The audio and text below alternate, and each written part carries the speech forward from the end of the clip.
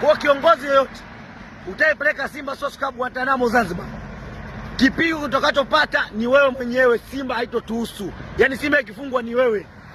Kuna uwezo kwenda TFF kuipa Yanga pointi 3 na magoli 3 kuliko kutoka hapa kwenda kucheza mechi Guantanamo tukakando goli 6 hapo na Yanga apate pointi 3.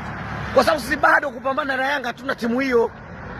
Kubato na Yanga Africans timu bado, Simba Sports Club bado. Tunacheza vizuri kipindi cha kwanza, kipindi cha pili tunakata upepo, tunakuwa uparanta mtupu. Hasa je, tunaweza kubato na Yanga Africans mapafu ya mbwa wachezaji wao? Mmemwona Dube leo anakimbia kama farasi.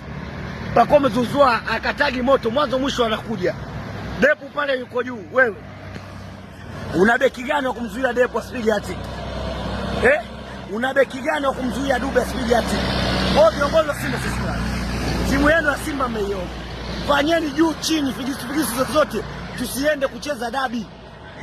Papigeni figisu nyingi hapa katikati, hata figisu gani si na nini, changanyeni. Tusiende dabi, tutaenda kuzalilika.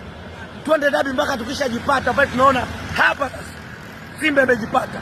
Twendeni tukacheze dabi. Lakini kwa Simba hii bado sana kubato na Yanga.